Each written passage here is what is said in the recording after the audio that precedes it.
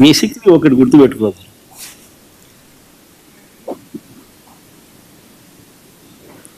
11 మంది మాకు రాజ్యసభ సభ్యులు ఉన్నారు. పోయిన వాళ్ళు ఎంత? 3 పోయినారు.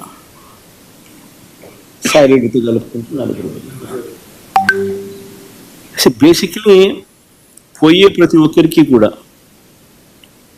నేను ఒకటే మాటే చెప్తా, రాజకీయాలలో ఉన్నప్పుడు క్యారెక్టర్ ఉన్నాను, క్రెడిబిలిటీ అనే పదానికి అర్థం తీసుకున్నాను. రాజకీయాలలో ఉన్నప్పుడు కాలర్ ఎగరేసుకుని చెప్పాలి, ఫలానోడు మా నాయకుడు అని. అది ముఖ్యమంత్రి అయినా సరే, ఎమ్మెల్యే ఎంపీ అలాంటి ఆయనైనా సరే, ఎమ్మెల్యే అయినా ఇలాంటి అయినా సరే, ఎవరి గురించి అయినా కానీ ఇట్లా గొప్పగా చెప్తాం. కానీ మనమంతటి మనమే ప్రలోభాలకు లొంగో, భయపడో, ఏదో కారణం చేత మనమంతటి మనమే మన వ్యక్తిత్వాన్ని, మన క్యారెక్టర్ని, మన క్రెడిబిలిటీని మనం బలంగా పెట్టి మనం కాంప్రమైజ్ అయ్యి అటువైపు మనం పోతే మన గౌరవం ఏంది, మన వాల్యూ ఏంది, మన క్యారెక్టర్ ఏంది, మన క్రెడిబిలిటీ ఏంది?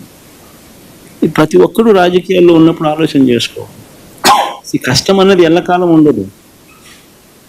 డెమోక్రసీ అంటేనే 5 years, మ్యాక్సిమం నీకున్న కష్టకాలం 5 years. 5 years if you can just hold on, then your time will come.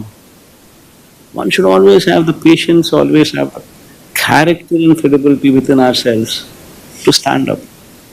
అది సాయిరెడ్డికైనా అంతే, పోయిన 3 ఎంపీలకైనా అంతే. ఒకవేళ నువ్వు చెప్తా అన్నట్టు ఇంకా ఒకడో అరో ఇంకా పోయే కార్యక్రమం జరిగితే వాళ్ళకైనా ఇంతే. ఒకటి చెప్తా ఉన్నా, వైఎస్ఆర్సీపీ ఈరోజు ఉంది అని అంటే అది వీళ్ళందరి వల్ల లేదు. వైఎస్ఆర్సీపీ ఈరోజు ఉంది అని అంటే దేవుడి దయ, ప్రజల ఆశీస్సుల వల్ల వైఎస్ఆర్సీపీ ఈరోజు ఉంది.